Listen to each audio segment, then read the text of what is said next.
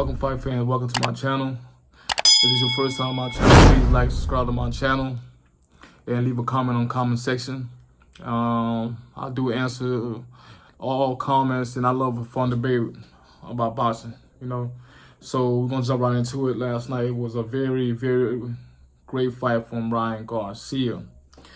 He came out, he dominated from round 1 all the way down to round 6, where he eventually stopped Fortuna. What can I say? He has a new trainer now. He made all the proper adjustments. And every time that Fortuna was trying to close in on Ryan, he would keep him at bay with his jab, long punches. He punished him, especially from round 4 to round 6. It basically looked the same way it looked like when he stopped Luke Campbell, when he fought Luke Campbell. He feigned to the top and he went to the body with a brutal left hook to the body. Fortuna, he dropped, he spit out his mouthpiece. I feel like that was a tactic. He was trying to buy some more time. The referee seen, he pretty much looked like he peeped what was going on. And he put his finger like, okay, you do that one more time, I'm gonna have to take a point away or disqualify, whatever the case might be. But he just couldn't reach over. I feel as though Ryan Garcia was just too much for him. He was too big, he was too strong, he was way, way too fast. So he dominated. He dropped in round 4. He dropped in again round 5. Same thing with same left hook. And he dropped again around 6 and went with a body shot, with a head shot, and he couldn't make the 10 count. He was just too much for him. There's a lot of things that I've seen. Ryan still fight with his chin up. That's a big getting put in a coma when you're going against Gervonta Davis, because after the fight was over with, he announced, like he been announcing for the past couple of years now, that he wants to fight Gervonta Tank Davis. And Oscar De La Hoya said the same thing. His old team said the same thing. He said they wouldn't make it happen. And he said he would not go back to 135. Gervonta Tank Davis he fights at 135, lightweight division. But when Ryan weighed in, he went at 140. So meaning that he's going up in weight, junior welterweight or super lightweight, whichever one you want to call it, at 140. He said he feel faster, stronger, and he feel like his body just can't take the weight as far like going back down to 135. So if Tank want to fight him, Tank have to go up in weight. So for a lot of y'all should know by now that Gervonta Davis, he recently fought Mario Barrios at 140, so he have no problem making that weight. And to me, he carried that weight from 130 all the way to 140. Cause Mario Barrios, he fight at 140 and he got dropped by Gervonta 3 times, I believe it was 3 times, and eventually got stopped with the left hand.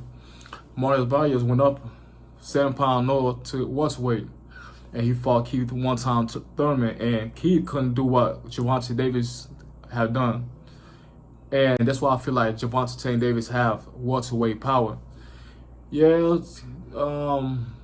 Ryan Garcia, he has explosive hand speed. He's very, I'm not going to say elusive, because he still has problem not having good head movement. And when he throws his shots, he leaves his face wide open. And that's, that's a potential problem against a puncher like Gervonta Tank Davis. And I feel as though that'd be a great fight. Both of them super young. Gervonta is 27, about to be 28 this year. And Ryan Garcia is 23. And I feel, after last night's performance, I feel as though he's just not just a social media type of bouncer as far as like talking.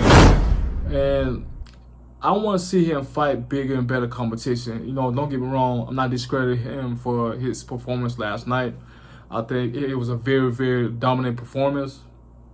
But Fortuna is just not in at a class of Devin Haney, Lomachenko, Gervonta Tank Davis, and fighters that caliber. And he definitely not know Josh Taylor at 140. So if they're gonna make this fight happen, I feel that's the time is right now. Why not? You know, let's end the year with a bang. Canelo about to fight on Triple G in September. We hoping Spence and Terrence Crawford figure it out and make the fight happen around October, November. And let's end the year off in December, November with Gervonta Tank Davis versus Ryan Garcia. Like, it's like both of them they actually want to fight each other. And a lot of people changed their mind after watching last night's performance with Ryan Garcia versus Fortuna. You know, yeah, I give him all his credit. He absolutely dominated Fortuna. Fortuna has a style. He's very awkward. He makes he throws awkward shots, different angles, and he makes it an ugly fight. That's his type of fighting style, and that's how he's able to defeat guys. But I feel like Ryan Garcia was just on his A game last night and wasn't having that. He kept on distance, and Ryan Garcia surprised me. He was actually the aggressor last night. He was the aggressor, and he was pushing forward, and he was having his way last night.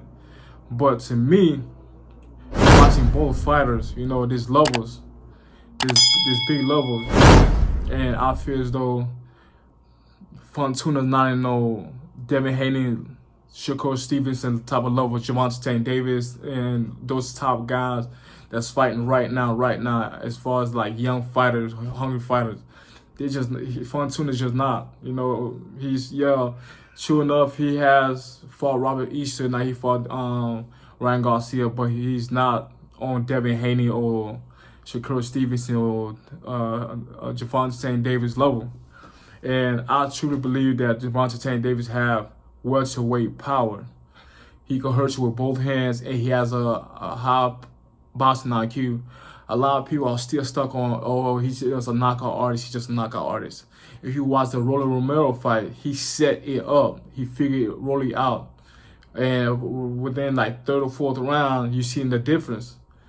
And with Ryan always having his chin up and not having a body movement on top, that's gonna affect him in a major way, because we already know with Gervonta Tank Davis only take one punch. Against Rolly Romero, he landed 26 shots, and guess what? He knocked out Rolly Romero with one shot. He only take one shot with Gervonta Tank Davis, and they just a lot of people don't give him credit for having a good chin. Because when he fought Maurice Barrios, I'm pretty sure he was hurt during the fight, because he stated that, but he didn't get rocked. He didn't get noticeably hurt to the point that everybody he finna get knocked out. He kept his composure, he stayed poised, and eventually he got Maurice Barrios out of there. He eventually stopped him.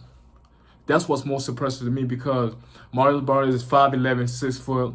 Gervonta Tank Davis is 5'5.5". He's used to fighting shorter guys.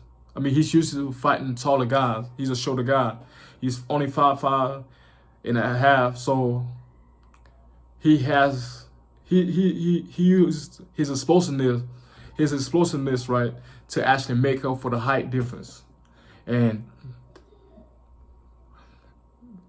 to me, he's going to figure Ryan out. When he figure Ryan out, I said within 8 or 9 rounds, he's going to knock Ryan Garcia out. And if y'all say it, if y'all see something, please leave a comment in the comment section. I will answer the comments. But I just don't see it going. I don't see it 50-50. I don't care how impressive he looked last night. I know what Gervonta Tank Davis is going to do. Just like I know what those high caliber players going to do. You know, it's just that there's levels of everything. And right now, Ryan Garcia look good, especially 140 pounds. And he's only young. He's only 23 years old. He's going to actually get better. But I feel as though Gervonta Tank Davis is just a better fighter. Tell me what you think. You know, like and subscribe. And please leave a comment on the comment section. That's all I got for y'all today. And like I said, leave a comment on the comment section. I will be answering it. And I'm out.